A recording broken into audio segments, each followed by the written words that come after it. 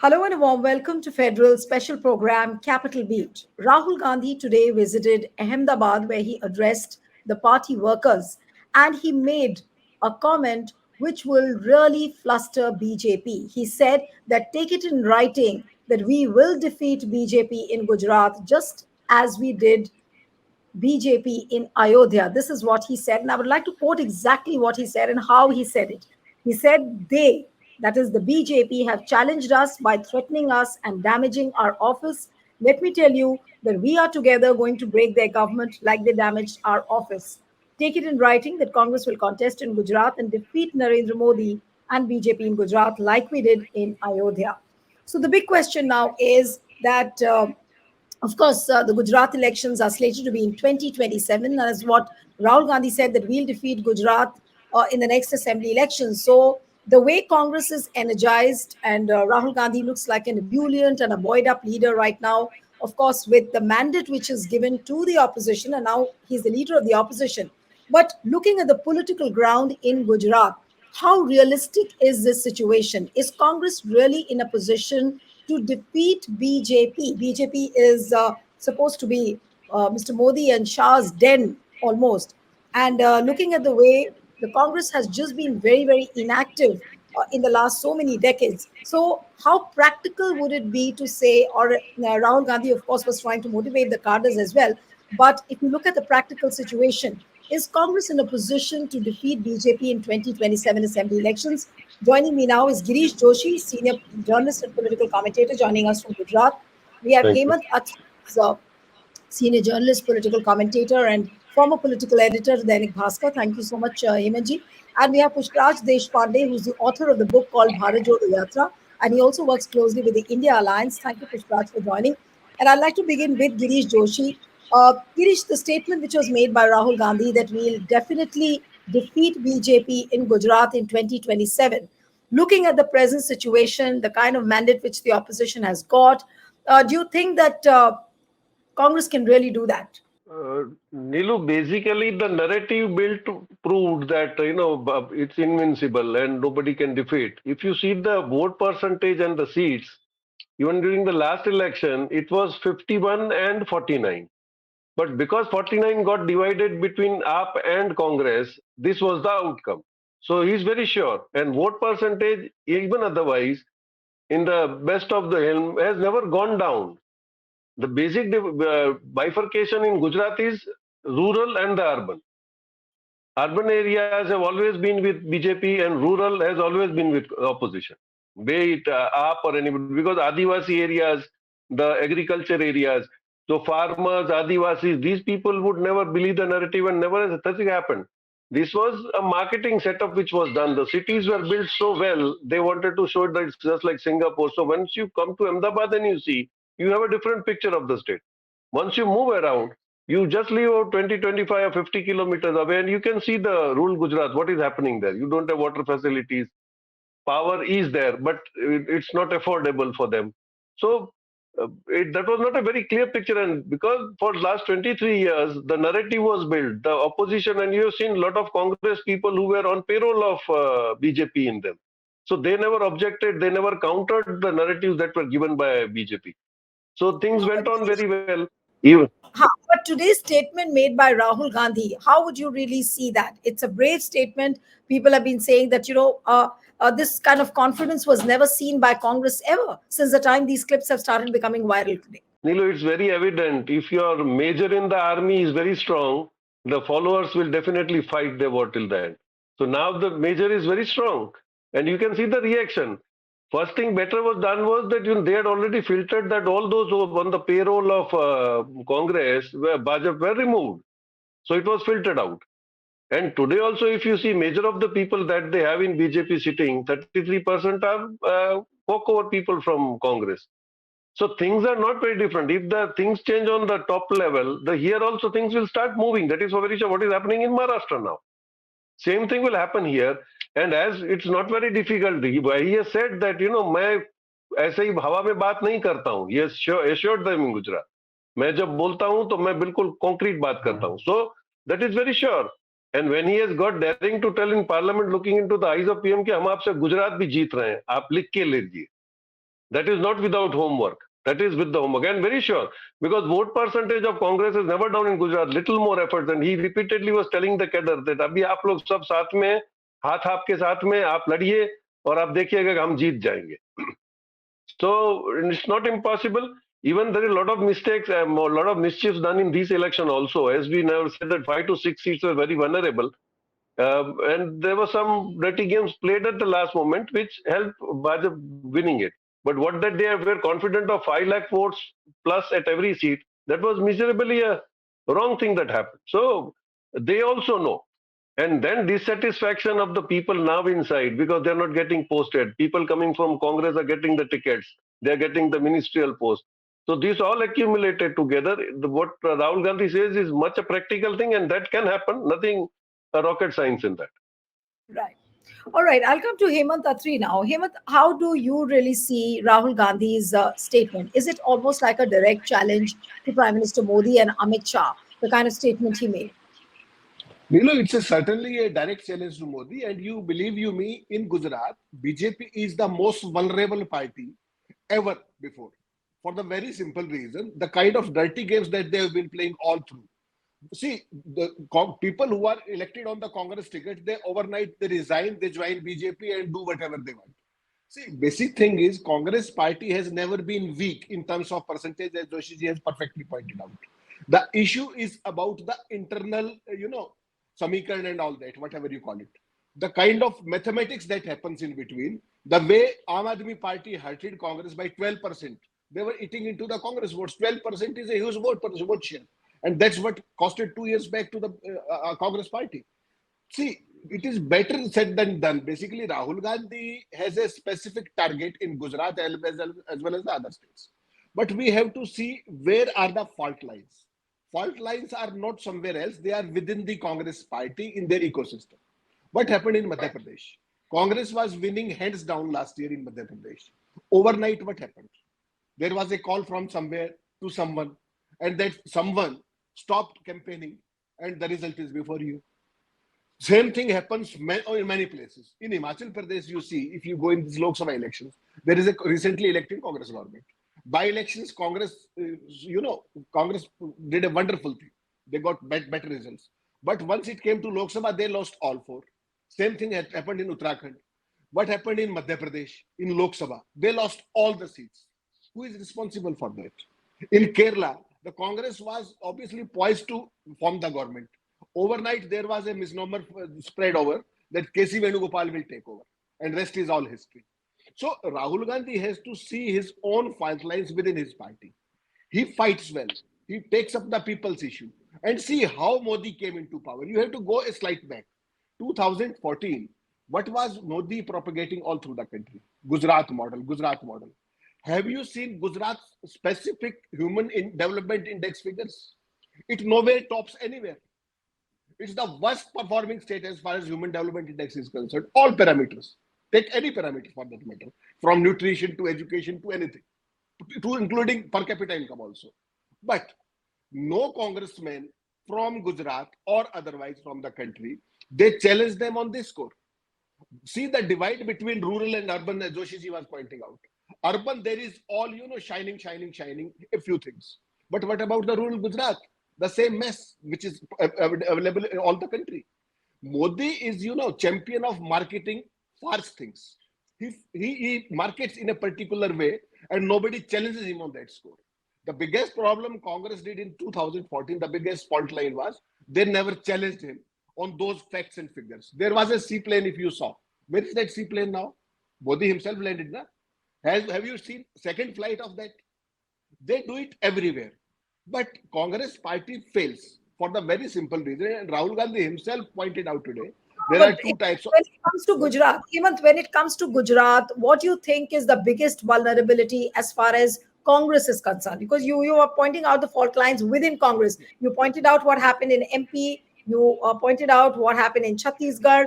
So what do you think is the biggest vulnerability for Congress in Gujarat per se? See, Neelu, it's all over the country. Forget about Gujarat or anywhere. The problem basic is there are sleeping cells within the Congress party from the BJP who work on their behalf day in and day out. Rahul Gandhi has to pinpoint them all across the country. He has to see the performance of individuals. There may be some general secretary in charge. There may be certain in charges. There may be certain party presidents. See, if you don't perform, you have to perish. Can Rahul Gandhi take this? He has to do it. Otherwise, there is no option. The basic thing Rahul Gandhi has to settle into the things is he has to basically fix the accountabilities of individuals. What role you were given, whether you will be able to perform or not. There are certain leaders who are in charges in many states. Today you are here, tomorrow you will be there, and their track record is, it's what you call it. It's terrible, but still they continue. When he will fix it? Rahul Gandhi was, he put in so best of the work in Madhya Pradesh. He was poised to win it, Madhya Pradesh. What happened? Overnight it changed. Last 5 days in the campaign, what happened? Your main campaigner, he sit back at home. And the person, Shivraj Chauhan, who was nowhere poised to be the chief minister, or he was not a chief minister candidate, he did 160 campaign meetings. See the difference. Have you done something with Kamal Nath? Have you fixed his accountability? You again gave a ticket to his son, and he again lost. See, you have to get into it. You have to get this deadwood out. You have to fix accountability. Right. And No, what you're pointing out. biggest thing, Niluji, I'll forget. Give me 1 minute. Biggest leader in Congress party in last, Congress is not in power in Gujarat for last 3 decades. Biggest leader, most powerful leader came from Gujarat after Sonia Gandhi. He was Mr. Ahmed Patel. He took every decision in the country as far as Congress party is concerned. Did you ever find in his stewardship Congress party ever coming at a striking distance? The reply is no. For the very simple reason, there was a coterie working. And many people say that there were deep BJP cells, RSS cells into the Congress once he was the most powerful. And the result is before you. Otherwise, can you imagine the most powerful person after Sonia Gandhi belongs to Gujarat. He runs the Congress in all the country, and he's not able to get his own state to the Congress party. Imagine this. So Rahul Gandhi has to basically fix these fault lines from within. He has No, to fix but accountabilities. what you're pointing out, and I'm sure Rahul Gandhi is aware of that, because when I was listening to his speech today, and I'll come to you, Pushpraj, he said that within the Congress there are two kinds of horses. One category which is meant for the race, I mean, one which goes to fight the races, and the other one is the kind of horses which go for the weddings. Now, he was very well aware of this, the fault line, and as what Hemant just pointed out, and I'm sure he's aware of this vulnerability. What do you think was Rahul pointing out when he spoke about these two kinds of horses, one for the race and one for the weddings? And this he was talking about for people within the Congress. Hi, Neeluji, to you and the panelists as well as our viewers. Um, Let me start with 2-3 points which I wanted to address as in response to what Hemantji and Girishji were saying. Uh, the Congress president is Mallikarjun Kharge, and it is he who will address any fault lines, because command responsibility vests with him, and then after him KC Venugopal, and after that Gurdeep Singh Sappal. So it is these three people who are responsible for fixing internal fault lines within the Congress, if whatever they may be. That's the first thing. Second thing is, Rahul Gandhi continues to be, after Bharat Jodo Yatra, the two Bharat Jodo Yatras continue to be the Congress's foremost campaigner and ideological North Star. In that sense, one of the things that he has been doing before, when he was party president and after he's demised as party president, he has been trying very hard to basically fix any kind of ideological malleability within the systems. And that has been very clear. So the fact of the matter is, when he keeps saying Daro Mat, Darao Mat, it is as much self-introspection for the party as much as it is for the BJP. Now, you know for a fact, Hemantji pointed to a specific case in Madhya Pradesh with regard to Kamal Nath ji. I know for a fact that he was removed as party president in Madhya Pradesh immediately after the debacle. So accountability was fixed in the first instance. Plus, he was not involved in the state in the distribution of tickets in Madhya Pradesh when the Lok Sabha election came. So that was a further signal to the cadre that this kind of pussyfooting will not work. So in a sense, accountability is fixed. Yes, there could be multiple variables and reasons for people not doing certain things or doing certain things. But I think that slowly and steadily the party is beginning to address or redress those internal fault lines. To expect overnight changes is also to not understand the nature of the Congress party. It is still a very federated system, like India is. It is a union of state, and the Congress party is also a union of all state units. So that is the second thing. The third thing is what to address what Girish was saying. There are, for a very long time, the Congress party has almost been in a position of winning Gujarat. In 2017, the Congress came very close to winning Gujarat when Gehlot ji was the GSO and Rahul ji was the Congress president. In this last election, I know for a fact that there was heavy anti-incumbency against the BJP. The BJP was rife with corruption scandals.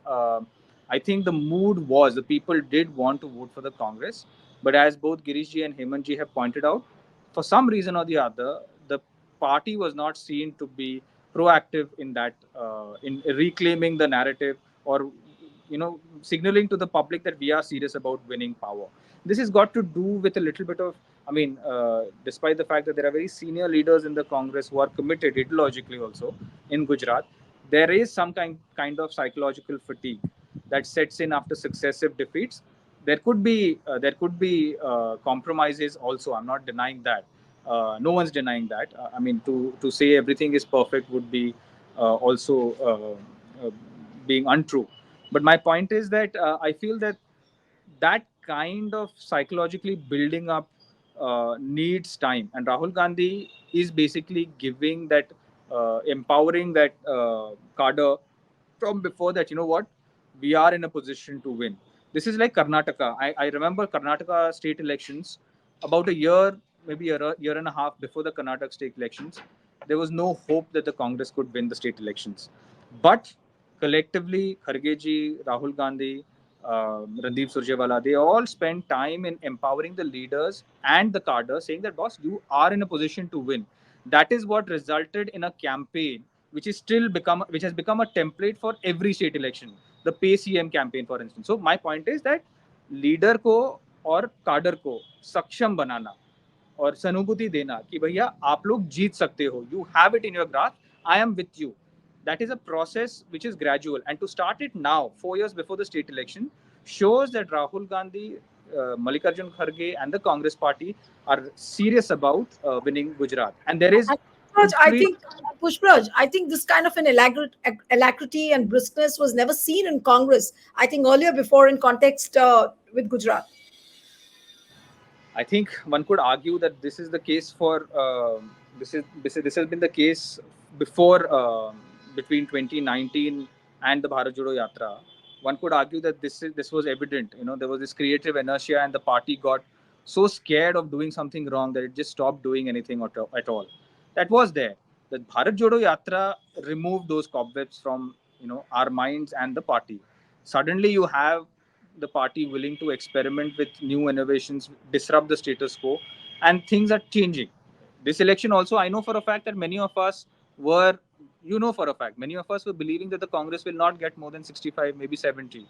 For them to be able to touch 100 and then to start aggressively on day one taking on the government in parliament is nothing short of a psychological 180-degree turnaround. So my point is that tiger सिर्फ जिंदा नहीं है, दहाड़ रहा है. It's not just alive, he is roaring now. And the fact is that slowly and steadily we have to keep pressure up, not just in Maharashtra, and that's the main thing. If Maharashtra, Jharkhand and Haryana, the Congress is able to win, and I think right now there is a very high probability that could happen, you would have delivered a body blow to the BJP morale and psychological makeup. You would have also strengthened the Congress party leadership and the cadre, who, if this kind of narrative continues in Gujarat, will have a role. And to answer your last question, go and to stay inside. See, this is Indira Gandhi ji's old quote that there are two. I spoke to my father. There are two kinds of people in every sphere. There are those people who work silently and deliver, the evangelical type, and there are those people who go on to take the credit. Rahul Gandhi is following the same footsteps. He's basically telling the Congress party and the leadership that work silently as evangelicals, do what needs to be done, stop claiming to take credit. We will back you. That's what he's doing. All right. So, Girish, I'll come to you now. This visual of a roaring Rahul Gandhi in Gujarat, challenging Modi and Shah directly from inside their den. That look, take it in writing that we can defeat BJP in 2027. Now, is this image really going to fluster Narendra Modi and Amit Shah? What do you think will be BJP's reaction? Because recently, what we saw when there was a clash between the BJP workers and the Congress workers over Rahul Gandhi's anti Hindu remark, where they vandalized the office, the Congress office, about which even Rahul Gandhi made a mention. So, is this image of a roaring Rahul Gandhi going to fluster Modi and Shah, especially when it comes to Gujarat? So, there were two parts. These were more active where the Vishwa Hindu Parishad and some, dirty army men that they have, because the literate boys and girls, they realized that he did not speak. They are just putting up a wrong narrative. But because they wanted to create an scene before he comes to Gujarat, so that, things get little cumbersome and people don't come in. If you see, it's little in the reminiscence is that how Amit Shah first time won the election in college, he called up the girls' parents and said, "Usko nahi bhejna, udhar riots hone wale hain." And he won by 25 seats because 50 girls did not come. So this is their way of working. They wanted to create a scene, and because they knew that these all victims, parents, and those who are, kept not been attended are going to come and meet at Rajiv Bhavan. So let us create a scene that those people should not come. But unfortunately, Congress had managed their, personal IB people and all, everything was set because police started searching them from the last night, but they were kept away somewhere in the rendezvous, and they are now at Rajiv Bhavan. They are meeting Rahul. So both the ways, they also knew the tricks of the trade. But the only weakness Congress had that, they did not like to play dirty tricks before.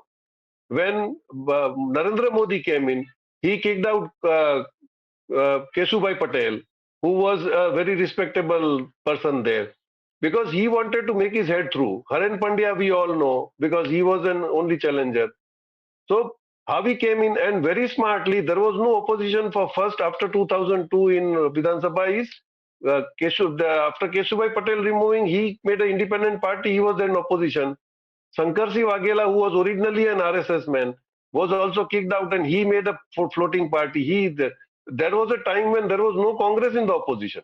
And these all gave the development things. And the biggest weakness in Gujarat, I'll tell you, is something different from India is here most of the Patels or the rich families, they prefer their children going abroad.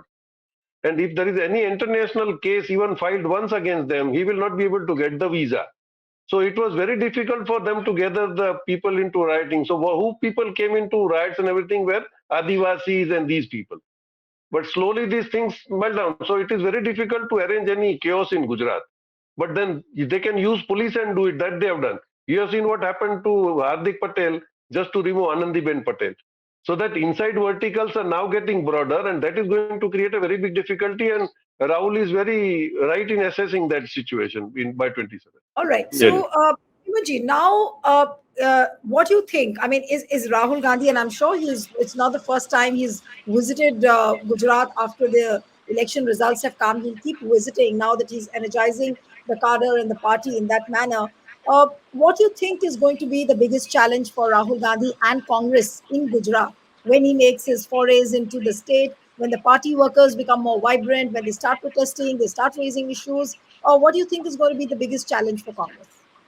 Niluji, again, I am repeating at the cost of repetition. Gujarat is the easiest state for the Congress to become a challenger. For the very simple reason, for the last 30 years, the kind of, worst possible governance is there. Can you believe what kind of accidents they are happening there? You saw that Morbi accident. Who was running that? Who made it? Then that boat tragedy. And so many other things. Then this game zone tragedy. Can you believe it? Is the state government run like that? Basically, Rahul Gandhi's basic aim should be he should convert the party into a group of street fighters for every possible issue as far as common man is concerned. See, common man's interest in Gujarat for last 30 years, they have taken a backseat. And there is a chronic capitalism running at large in Gujarat. They do whatever they want. Most simplest thing for Rahul Gandhi is to convert the party cadre into a street fighting machinery. And he already has the cadres.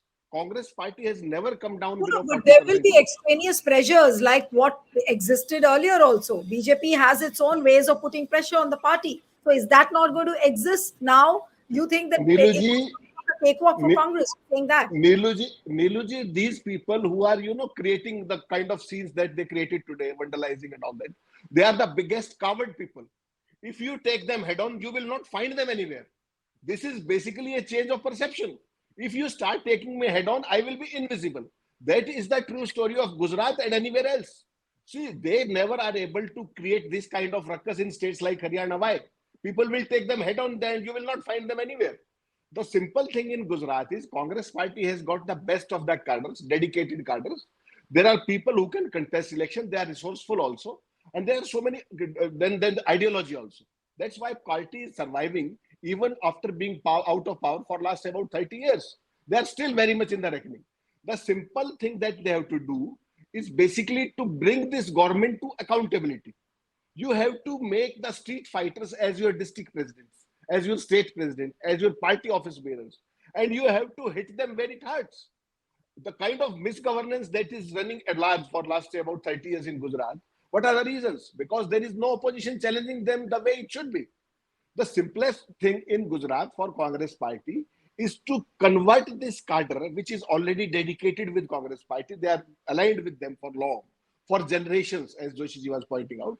The simple most thing is to bring out the fault lines within the BJP. Give the tickets to your committed cadres, not the rank opportunists like Rohan Gupta, who was given ticket and who did the seat. And 2-3 seats it costed due to that only, because your environment is spoiled for that matter. So you have to be very particular while choosing your candidates, maybe assembly or Lok Sabha, and then convert the whole thing into a street fighting machinery. You will not find BJP anywhere. This Vishwa Hindu Parishad, who are they? They are simple ruckus creators. What they did that day, they attacked Congress party. What they proved? They proved Rahul Gandhi right. Anything else? Again, once Rahul Gandhi was to visit today, they were, what they were doing? They were hitting the roads with some lathis or something like that. Can they face Rahul Gandhi? Can they? Basically, they are there till the time there is no opposition. Once you just face them and look into their eyes, you will not find them anywhere. And that is the best possible way in Gujarat as well as in other states. These kind of elements, these ruckus creators, they have to be shown their places and you have to take them head on. That is as simple as that. Now, largely the confidence of Rahul Gandhi comes from the performance of Congress, the way it has performed, and also the confidence which comes out because of the unity of the India alliance. But when it comes to Gujarat, Pushpraj, how confident are you that this alliance between Congress and Aam Aadmi Party would sustain? We do not know what the terms and conditions of the assembly elections would be. Now, if if we are to believe that this alliance would not be there, will Congress have the same confidence? I don't see Niluji why they won't have the same confidence. I don't see that the Congress party or Rahul Gandhi went to Gujarat with the alliance partners and did this confrontation, as Hemanji put it. He did this all alone, right? So, as to borrow from the Prime Minister, ek akela sab pe bhari. He didn't need the alliance to do what he did. My point is that right now the Congress party, Rahul Gandhi, is basically telling the Congress party that you can do it. That's what he's basically signaling to the cadre, as Hemanji is pointing out. Once you start, since I'm a history student, I love this analogy. I'm glad I'm getting to use this analogy. I thought that I wouldn't get to use it for a very long time. But, you know, when Gandhi G came into the scene, we had just got through the moderate and the extremist phase, right? In the freedom struggle, it's not like the material conditions had changed. We, the Indian people, still uh, outnumbered the British 1 to 100, right? We had the resources, we had the conditions at stake, the variables in place to actually throw them out of India. What changed with Gandhi Ji? He basically came and told them that, boss, we can do it in a non-violent way and we can just push them out. That's what he basically said. He cured that mental weakness that हम लोग नहीं कर सकते, that the fear of force, the fear of violence, that's what he removed. That's effectively what Rahul Gandhi is doing right now. He's saying that the conditions, the material conditions in Gujarat are right, the variables are in our favor. If you are emboldened, and if you stand up and speak truth to power, you'll see a change. That's what he's basically doing. And I don't think that this is going to, yes, what you were saying, that there are people, the BJP will continue its politics of, what is it called, Operation Lotus. They will Yes. continue trying their Operation Lotus. They will try multiple inducements and coercions and everything they'll try. But this boils down to whether you are committed to your cause, to your ideology. Now, if Rahul Gandhi is saying and is trying to find a cadre, find a leadership that is committed to your ideology, no matter what inducement you give him or her, they're not going to shift. And if you're free from any kind of fear of violence or coercion, that's it. Your job's done. How difficult is it then for you to sail through? Right.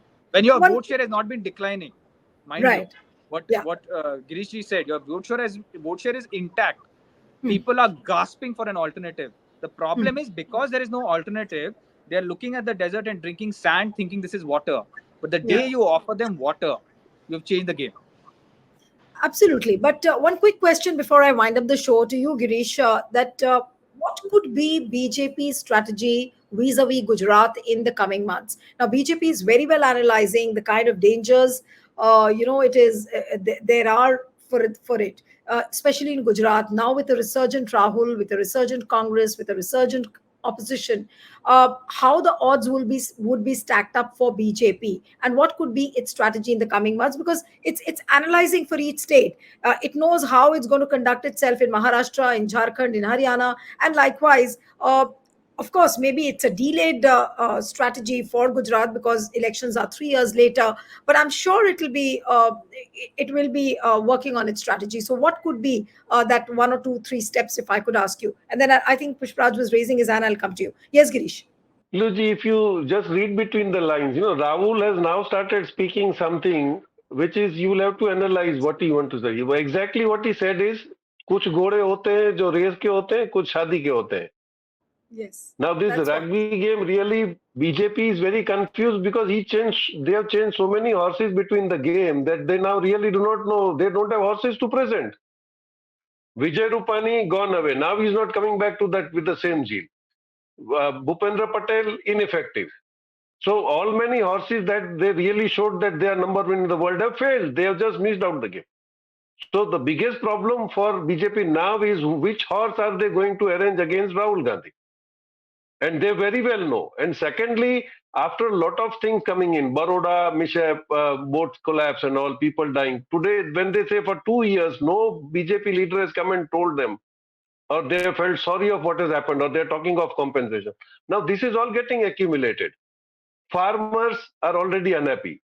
Rains are not coming systematically. They don't have any labs or any decision for what is happening. Fertilizers, they have not been able to reduce the prices.